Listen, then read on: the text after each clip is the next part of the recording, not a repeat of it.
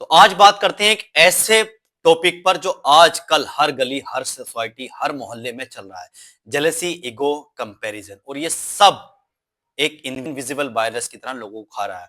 और सबसे बड़े मजेदार बात है, सबको लगता है कि प्रॉब्लम दुनिया में है, लेकिन ओशो कहते हैं समस्या बाहर नहीं है बल्कि तुम्हारे भीतर है। आज इंसान इंसान से लड़ रहा है, वो अपनी सोच से लड़ रहा है। आजकल लोगों का स्टैंडर्ड डायलॉग होता है, यार लोग जेलस बहुत होते हैं, लेकिन सच क्या है? लोग जेलस क्यों हैं? क्योंकि उनका ईगो उन्हें अलाउ नहीं करता कि वो किसी और को ग्रो करता देखें।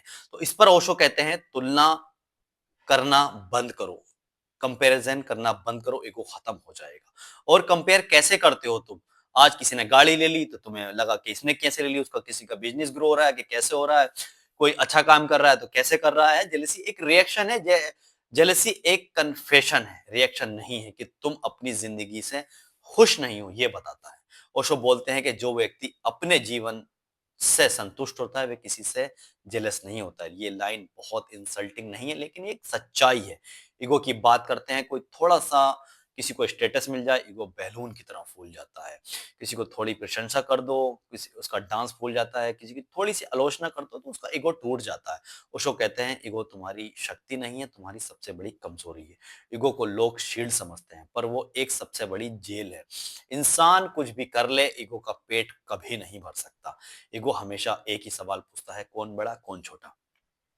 और इसी बीमारी ने रिश्ते तोड़े, नौकरी खोई, दोस्त खोए, इंसान को इंसान से दूर कर दिया। अब कंपैरिजन, ओशो का एक जोरदार वाक्य है, कंपैरिजन इज ए डिजीज।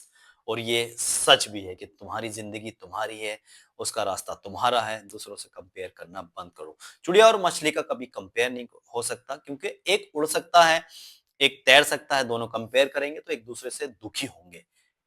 तो एक जैसा बनना बंद करो। इसी कंपैरिजन ने हमारी जनरेशन का दम घोट रखा है।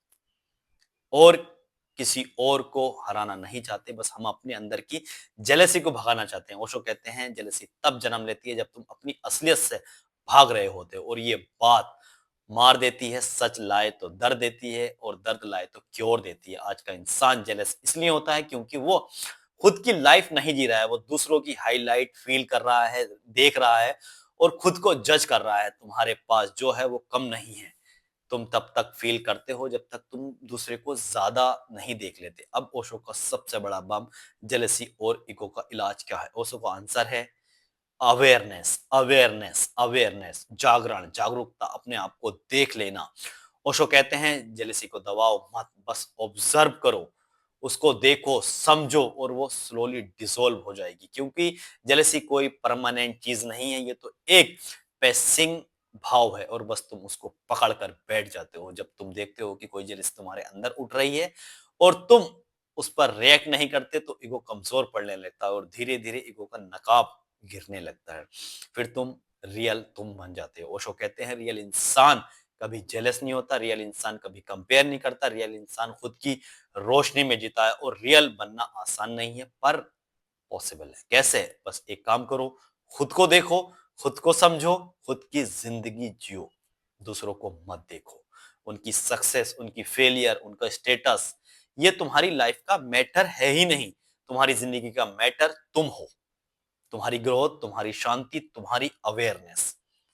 ओशो का एक पावरफुल पॉइंट है, तुम अपने दर्द से नहीं भागते हो, इसलिए तुम जेलस होते हो। जिस दिन तुम रुककर अपने अंदर की ज्वाला को देख लोगे, तुम्हारी अंदर की आग, जेलसी और ईगो दोनों खत्म हो जाएंगे, और तुम एकदम फ्री हो जाओगे, एकदम हल्के हो जाओगे, एकदम आजाद हो जाओगे। आज का मैसेज सिंपल है, जेलसी, ईगो, कंपैरिजन, ये तीनों चीजें तुम्हारे एनिमीज नहीं है, तुम्हारी टीचर हैं, जो तुम्हें सिखा रही हैं कि तुम कहीं ना कहीं अंदर से कमजोर हो।